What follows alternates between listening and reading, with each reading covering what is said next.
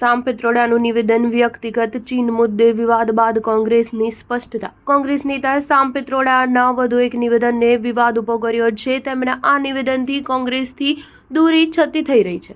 કોંગ્રેસના વરિષ્ઠ નેતા અને રાજ્યસભા સાંસદ જયરામ રમેશે 17 ફેબ્રુઆરી 2025 સોમવારે એક નિવેદન આપી સ્પષ્ટતા કરી હતી કે સામ પિત્રોડાએ ચીન પર વ્યક્ત કરેલા વિચારો પોતાના વ્યક્તિગત છે, પાર્ટીના સત્તાવાર વિચારો નથી. આ અંગે તેમણે વધુ વાત કરતા કહ્યું કે ચીન ભારતની વિદેશ નીતિ, બાહ્ય સુરક્ષા અને આર્થિક ક્ષેત્ર માટે સૌથી મોટો પડકાર છે. કોંગ્રેસે અગાઉ મોદી સરકારની ચીન નીતિ પર સવાલ ઉઠાવ્યા છે, તેમાં પણ ખાસ કરીને 19 જૂન 2020ના રોજ વડાપ્રધાન દ્વારા ચીનને આપવામાં આવેલી ક્લીન ચીટ પર.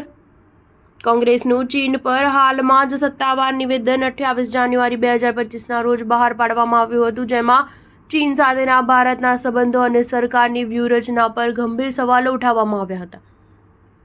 જયરામ રમેશે કહ્યું કે કોંગ્રેસે મોદી સરકારની ચીન સાથેના સંબંધોને સામાન્ય બનાવવાની જાહેરાતની નોંધ લીધી છે, પરંતુ સવાલ એ થાય છે કે આ નિર્ણય એવા સમયે લેવામાં આવી રહ્યો છે જ્યારે 2024ના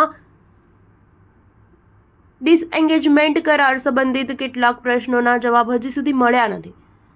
તેમણે લદ્દાખમાં 2000 ચોરસ કિલોમીટર વિસ્તાર પાછો મેળવવા શું પગલાં લેવામાં આવ્યા તે અંગે વાત કરતા કહ્યું કે ભારત અને ચીન હાલમાં જ વાણિજ્યિક અને સાંસ્કૃતિક સંબંધો પુનઃસ્થાપિત કરવા સંમત થયા છે, જેમાં સીધી ફ્લાઇટ્સ, કૈલાસ માનસરોવર યાત્રા ફરી શરૂ કરવા અને ઉદાર વિઝા નીતિ જેવા મુદ્દાઓનો સમાવેશ કરવામાં આવ્યો છે. પરંતુ સરકારે તેમાં જણાવ્યું નથી કે લદ્દાખ 2000 ચોરસ કિલોમીટર વિસ્તાર પાછો મેળવવા માટે કયા પગલાં લેવામાં આવે છે, જ્યાં ભારતીય સેના 2020 સુધી પેટ્રોલિંગ કરી રહી હતી.